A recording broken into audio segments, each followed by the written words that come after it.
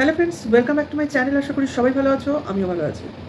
বেচুকে দিয়ে দিনের শুরু, বেচুকে দিয়ে আমার দিনেরও শেষ। কেন বলছি? দিনের শুরু হয় ওর ভিডিও দিয়ে তোমাদের সঙ্গে, আর শেষটাও হয় ওকে দিয়ে, কারণ ওর ভিডিও দেখে আমি শেষে ভিডিও দেখি আর লাস্টে দিনের শুরুতে তোমাদের দেখাই, এরকম ব্যাপার। যাই হোক, এখন বেচুময় জীবন, মানে বেচুর দিকেই দু চোখ দিয়ে দুই আঙুল দিয়ে তাকিয়ে রয়েছি। যাই হোক, দেখো, বেচুকে যতই বলা হোক না কেন, ওর মধ্যে একটা অসীম ক্ষমতা আছে সব কিছুকে ইগনোরেন্স দেখাবার। অর্থাৎ তোরা যে যা বলিস ভাই, আমার যেটা করার আমার সেটাই করব, আমার এবং সেটাই আমার চাই। এই হচ্ছে মানে ওর টোটাল একটা মোটিভ ওর যে কোনো কাজের। মানে এ বোঝাক, ও বোঝাক, বাড়ির লোক হাত ধুয়ে পড়ে থাক, কিন্তু যতক্ষণ না ও নিজে সেই জিনিসটার গুরুত্ব বুঝবে ততক্ষণ ওর তেরা ঘাট সোজা হবে না। যাই হোক, সেটা কথা না, ঘাট তেরা লোকজন এরকমই হয়। যারা এরকম লোকজনের সঙ্গে বসবাস মানে করো, তারা অবশ্য করেই জানবে। কিছু আছে দেখবে সংসারে এরকম লোক দু একটা তোমরা পাবে। না, কুচ নীতির লোক বলিনি, ঘাটতারা লোকজন, মানে যতক্ষণ না নিজে না বুঝবে তারা অন্যের কথায় চলবে না, সেরকম আর কি। যাই হোক, সেটা কথা না, আমি অন্য প্রসঙ্গে চলে যাচ্ছিলাম। তো বেচুর দিন শুরু হয় খাওয়া দিয়ে, বেচুর দিনও শেষ হয় খাওয়া দিয়ে। অর্থাৎ খাওয়াই জীবন, খাওয়াই মরণ আমাদের, এরকম একটা ব্যাপার। তো কথাটা কোনো অসত্য নয়, কারণ খাওয়ার জন্যই তো সব। এই যে টাকা রোজগার বলো, এই যে পড়াশোনা বলো, এই যে নিজের জীবনে কিছু হওয়ার মানে প্রচেষ্টা বলো, সব কিছুর মূলটা কি? আমরা যাতে ভালো খেতে পারি, পড়তে পারি, ভালোভাবে থাকতে পারি, অর্থাৎ জীবন নির্বাহ করতে পারি, সেটা তো খাওয়ার জন্যই হয়, তাই না?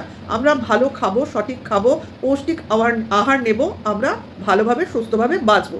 তার মানে বাঁচার মূল কথাটাই হচ্ছে খাওয়া। তো সেই খাওয়ার জন্যই সব কিছু, খাওয়ার জন্যই রোজগার, খাওয়ার জন্যই নাটক, খাওয়ার জন্যই তোমার সব কিছু দেখনদারি। সোজা কথা, কেউ মানো আর না মানো। তো বেচু এই মূল মন্ত্রটা খুব ছোট বয়স থেকেই বুঝে গেছে, তার বাবা মাতৃ কাজেই তারা খাওয়ার জন্য চাষের জমিতে চাষ করতো একদম বিগিনিংয়ে, এবং খাওয়ার জন্যই অর্থাৎ চাষ করার জন্যই তার বাবা মা তার 3.5 মাসের দিদিকে ত্যাগ করেছিল। মানে চাষ করতে হবে, নাহলে খাবো কি? মেয়েকে দেখলে কি আর খাওয়া জুটবে? কাজেই 3.5 মাসের বাচ্চাকে ত্যাগ করে দাও। তোমরা বলবে বা কিছু লোক এসে বলবে তারা কি নিজে হাতে গিয়ে দিয়েছিল? তার মামার বাড়ির থেকে লোক এসে নিয়ে গেছিল। আরে ভাই, আমার মেয়ে, আমার বাচ্চা, যার বয়স 3.5 মাস, তোমরা সবাই জানো 3.5 মাসের বাচ্চার কি কি নিড থাকে তার মায়ের কাছ থেকে, ঠিক আছে? অ্যাটলিস্ট 2 বছর অবধি বাচ্চা কিভাবে মায়ের সঙ্গে অ্যাটাচ থাকে তার গ্রোথের জন্য, সব কিছু বিকাশের জন্য, সেখানে বাচ্চা যদি 3.5 মাসে মায়ের কোল থেকে অন্য কোলে চলে যায়, তাহলে কি সেই নিডটা তার ফুলফিল হয়?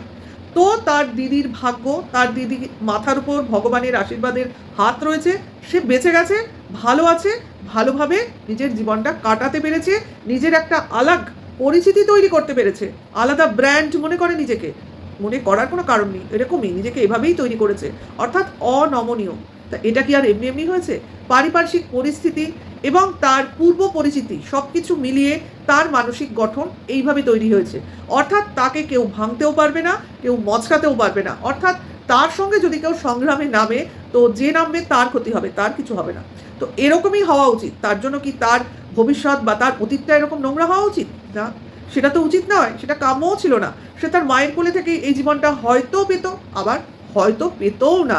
আজ কে বলতে পারে? আজকে সৌমালির ভাগ্যে যদি তার মার এই ইগনোরেন্সটা না থাকতো, তাহলে হয়তো তার জীবনটা এত সুন্দর হতো না। কিন্তু তারপরেও কোথাও না কোথাও একটা মনের দুঃখ থাকে যে মা আমাকে রাখতে চায়নি, মানে মা আমাকে ভালোবাসেনি, মা আমার উপর কোনো টান অনুভব করেনি। তা এইগুলো ওই ছোট মনে যতদিন থেকে বাসা বেঁধেছে, তারপরে শেষ অবধি এসেও সেই অভিমানটা তার মন থেকে যায়নি। এবং পরবর্তী ক্ষেত্রে সে যখন বুঝেছে, জানতে পেরেছে যে তাকে ত্যাগ করে দেওয়ার পরেও মামার বাড়িতে দিয়েছে, সেটা ত্যাগ অনেকেই ধরে না। অনেকেই মামার বাড়ি থেকে বড় হয়, পড়াশুনো করে, এগুলো ভেবে লোকে সান্ত্বনা পায়। কিন্তু সেটা 3.5 মাসে নয় রে বাবা।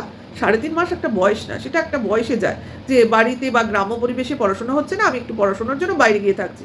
তাহলে আচ্ছা, এর সঙ্গে আমি একটা কথা অবশ্যই বলবো, আমার কথার পরিপ্রেক্ষিতে। তাহলে এইটাই যদি তার মার তখনকার চিন্তাভাবনা হবে, সঙ্গে বাবাও ছিল, তাহলে সে যখন পরবর্তীকালে তাদের আবার একটা পুত্র সন্তান হয়, তখন কেন তারা তাকে বাইরে পাঠায়নি? তাহলে কি তার ছেলেকে তারা উচ্চশিক্ষিত করতে চায়নি? বা কাকে দেব এটা ভেবে পায়নি? বা তখন মনে হয়েছে খাওয়া জুটুক আর না জুটুক, ছেলেটাকে আমাদের কাছে রাখতে হবে, অর্থাৎ এই চাষের জমিতে কাজ করার জন্য হেল্পিং হ্যান্ড হিসেবে ছেলেটাকে আমাদের সঙ্গে রেখে বড় করতে হবে। হ্যাঁ, সেটাই বোধহয় উদ্দেশ্য ছিল। অর্থাৎ ছেলে পর নয়, ছেলে বড় হবে, রোজগার করবে, বাবার হাতের আরেকটা হাত হয়ে উঠবে। সেখানে মেয়ে বড় হবে, মেয়ে যখন পড়াশুনো শিখবে কিনা বলতে পারছি না, কারণ ছেলে যখন শেখেনি মেয়েকেও শেখাতো কিনা মানে সন্দেহ আছে।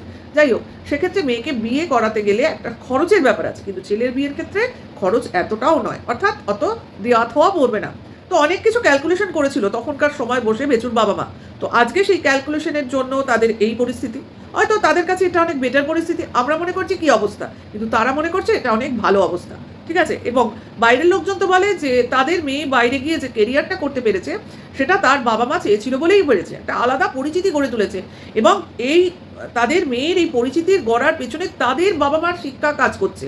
What a joke of the year, ভাবতে পারো যে এই সৌমালির আজকে এই পরিস্থিতিতে পৌঁছানোর পেছনে নাকি বেচুর বাবা মার শিক্ষা দায়ী। হ্যাঁ, বলছে কে, কোনো এক ম্যাডাম। ওরে বাস, আপনি জানেন বেচুর বাবা মা কত দূর শিক্ষিত এবং তারা কতটা তাদের মেয়ের পেছনে কন্ট্রিবিউট করেছে তাদের পরিশ্রমকে? না, জানেন না বোধহয়। কারণ তারা যেরকমভাবে নিজেরাও বলতে চেয়েছেন যে তাদের একটি মেয়ে ছিল, হ্যাঁ মাঝে সাথে যায়নি বাপের বাড়ি তা নয়, কিন্তু সেখানে গিয়েও তারা মেয়ের কাছে নিজেদের পরিচয় সেভাবে দেয়নি, আমরা জেনেছি এগুলো। এবং তারা যেখানে থাকে সেই অঞ্চলের লোকজনও জানতো না পরবর্তীকালে যে তাদের কোনো মেয়ে আছে, এটা আমরা কিন্তু তাদের মেয়ের কাছ থেকেই জানতে পেরেছি। তাহলে বুঝতে পারেন এই বাবা মা কি প্রকৃতির, জানা নেই বোধহয়। আসলে আপনি তো কিছু দেখেন না, নিজেই বলেন, কোনো ভিডিও ফলো করেন না, কোনো কিছুর পাস্ট জানেন না, কোনো কিছুর অতীত না জেনে, হিস্ট্রি না জেনে কি বর্তমানকে বিচার করা যায়? তো আপনার প্রধান সোর্স অফ নিউজ হচ্ছে আপনার পাশের লোকজন। এবার তারা আপনাকে ওই ছাকা কিছু দুধের স্বর এনে আপনাকে পরিবেশন করে এবং আপনি সেই মালাইকে আহা উহা এইসব করতে থাকেন, কিন্তু সেটা তো কথা নয়। শর্টটা পড়ে থাকার পর যে দুধটা থাকে, সেই দুধের মধ্যে থেকে যে জলটা থাকে সেটা সরিয়ে দুধটাকে বিচার করতে হয় যে দুধটা কতটা খাঁটি ছিল। কাজে আপনার সেই সময় নেই, সেই অবস্থা নেই, কিন্তু আপনি আপনার বক্তব্য আপনার মতো করে লাইভে দিয়ে যাবেন। কিন্তু এখনকার ডেটে এই সময় দাঁড়িয়ে ওইসব বোগাস কথাবার্তা বাকওয়াস লাগে, কারণ সেখানে কোনো অতীতের ছোঁয়াই নেই। আপনি তো বর্তমান দেখে বর্তমানে কথা বলছেন, সেটা দিয়ে কথা রাখা যায় না।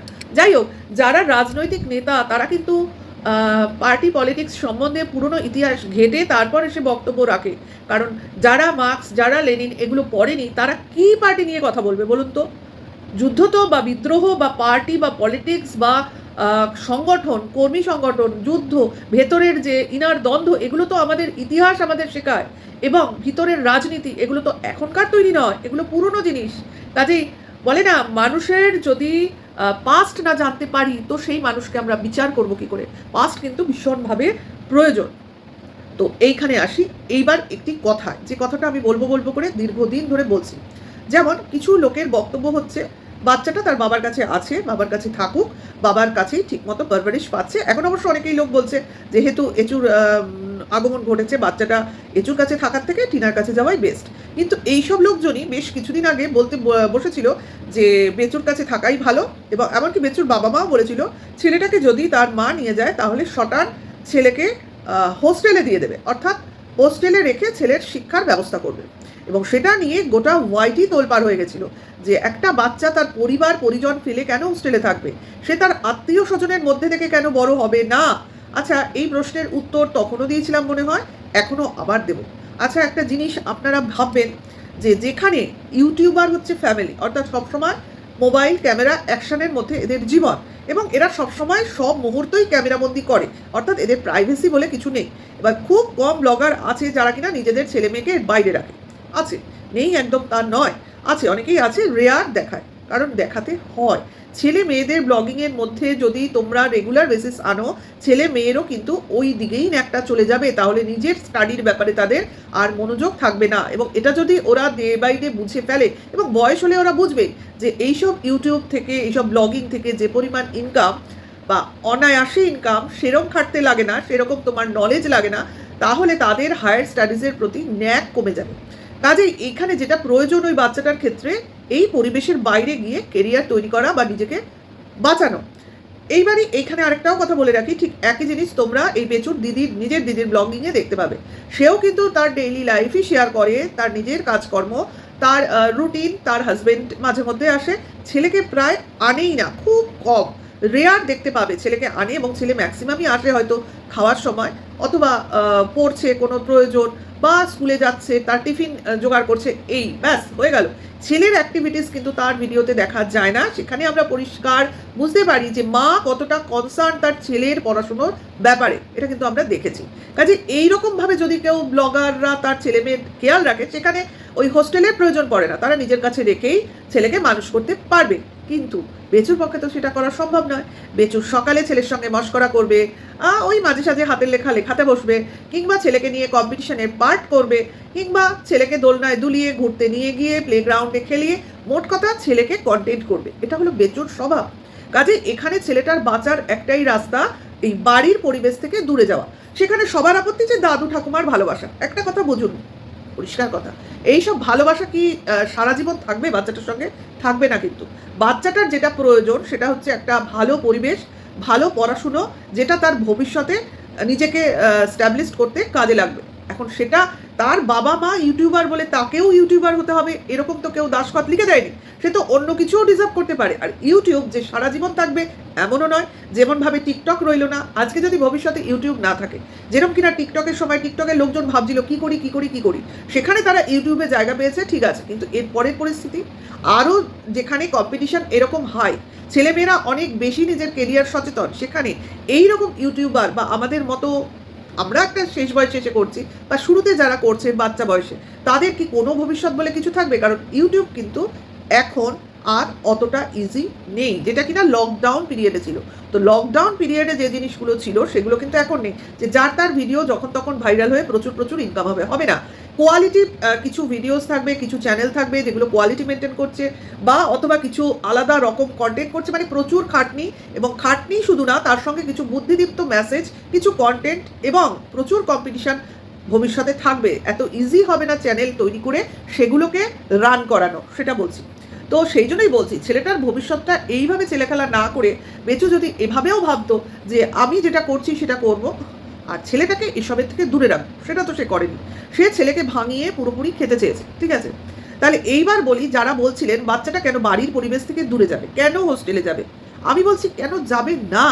ওই পরিবেশে থেকে বেচুর আজকে কী হাল প্রত্যেকের চোখের সামনে, আর সৌমালির কী হাল সেটাও প্রত্যেকের চোখের সামনে। তা সৌমালি তো বলতে গেলে একরকম তার প্রিয়জনের থেকে দূরেই ছিল, নিজের মামার বাড়িতে ছিল, তা একরকম সেটাকে হোস্টেল হিসেবেও ধরা যেতে পারে। বাবা মা, ভাই বোন, দাদু ঠাকুমা, মানে যেটা আপনারা বলছেন ঠাকুরদা ঠাকুমা, এদের থেকে আপন তো কেউ হয় না। যার জন্যই তো সোনা বাবাকে বলছেন তার মামার বাড়িতে গিয়ে যেন না থাকে, অর্থাৎ মামার বাড়ি দিদা দাদু অতটাও আপন নয় দাদু ঠাকুমার ক্ষেত্রে। তাহলে সেটাও হোস্টেলের থেকে কিছু কম নয়, তাই তো? তাহলে বেচুর দিদি যদি সেই সময় ওই অবস্থায় মামার বাড়িতে থেকে হোস্টেল লাইফ কাটাতে পারে, আজকে কেন বেচুর ছেলে সেই সেম জিনিসটা মামার বাড়িতে থেকে হোস্টেল লাইফ কাটাবে না? একই মুখে দুরকম কথা বলে দুরকমভাবে জাজ করাটা ঠিক নয়। এই ফ্যামিলি অ্যাকচুয়ালি হচ্ছে পুরোপুরি অর্থলোভী এবং স্বার্থপর। নিজেদের স্বার্থ ছাড়া এরা এক বিন্দু ভাবে না। দেখেছো সবাইকে কিভাবে এরা ইউজ করেছে তো আজকে যার কাছ থেকে যা কিছু পাওয়া ছিল সবার কাছ থেকে সব কিছু নিয়ে এখন তারা নিজেদের ভালো সাজাবার চেষ্টা করছে, কিন্তু তাতে লাভ হচ্ছে না, কারণ লাভ হবেও না। কারণ কতবার এরা নিজেদের বাঁচাতে তো পারবে না, একটা না একটা সময় মুখ থুবড়ে পড়তেই হবে। তো বেচুর ভিডিও বলতে গিয়ে এত কিছু বলতে হলো, কিছু করার নেই। কারণ ওই যে